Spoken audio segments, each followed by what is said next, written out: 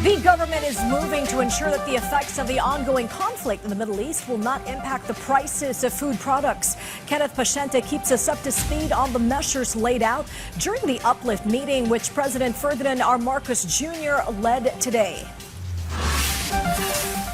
The government is standing with the people. This was assured by President Ferdinand R. Marcos Jr. amid the effects on the country of the tensions in the Middle East. During the Uplift Committee meeting led by the President, the government laid out measures one by one to address the effects of the war and ensure that it will not impact food prices. The President said that the government will issue an executive order to implement a 50 peso price cap per kilo of well-milled rice. Kapag tumaas kasi ang presyo ng langis, sumusunod ang presyo ng pagkain. Yun ang ayaw naming mangyari. Nagrekomenda ng National Price Coordinating Council na price cap na 50 pesos bawat kilo sa imported na well-milled rice. At ilalabas natin ang executive order para maipatupad na ito sa lalong madaling panahon. He also said that the 20 peso rice program has been expanded to 627 centers nationwide. Assistance for farmers and fisher folk is also set. Meron ding dadating na tulong galing sa Presidential Assistance to Farmers, Fisher Folk and Families. Mahigit 4 na milyong benepisyaryo ang makakatanggap ng 2,325 pesos bawat isa sa Abril. Mayroon ding fuel subsidy para sa mahigit na 40,000 na magsasaka. Ang ating naman mga mangingisda makakatanggap na ng halos 100,000 na fuel card at fuel voucher.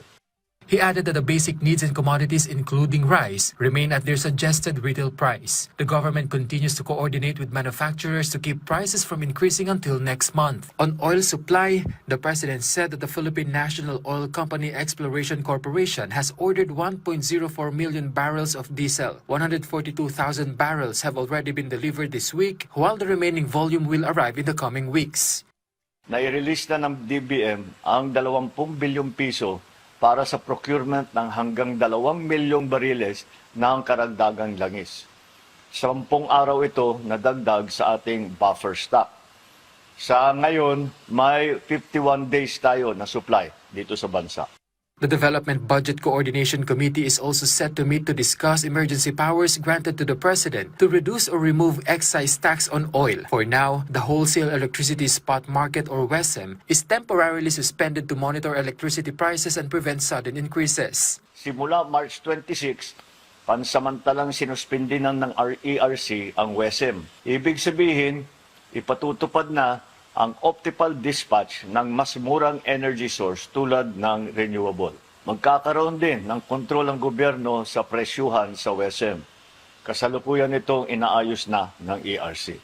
The President also said that the successful drilling at Camago 3 well is a big help as it can produce up to 60 million cubic feet of gas per day. The Chief Executive also highlighted the 50% discount on LRT2 and MRT3 for commuters, as well as free rides in Metro Manila, Metro Cebu, and Metro Davao. This also includes a temporary toll discount for jeepneys, buses, and freight food transport on NLEX, SLEX, and STAR. He added that a 1 peso RoRo terminal fee for vehicles carrying agricultural products will be implemented starting April 15. Of the 2.5 billion pesos allocated for fuel subsidy for more than 1.4 million driver beneficiaries and units, the President reported that 155 drivers and 55,252 units have already received subsidy amounting to 300 million pesos. Mahigit 256,000 na transport workers sa Metro Manila ang nakatanggap na ng 5,000 na cash assistance.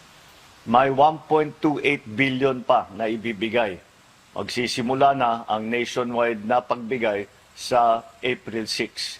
The President also reported that more than 2,500 OFWs and 800 of their dependents have returned to the country from March 5 to 29 and were assisted through the reintegration program. Thousands of OFWs in the Middle East have also received various forms of assistance. Habang may Pilipinong nangangailangan ng tulong, patuloy kaming magsusumikap na ipaabot ito. Hindi kami titigil sa pagkilos hanggang maramdaman ito sa bawat tahanan. Ngayong Semana Santa, sa ating pagninilay at panalangin, naway isama po natin sa ating dasal ang kapayapaan at kaginhawaan ng lahat.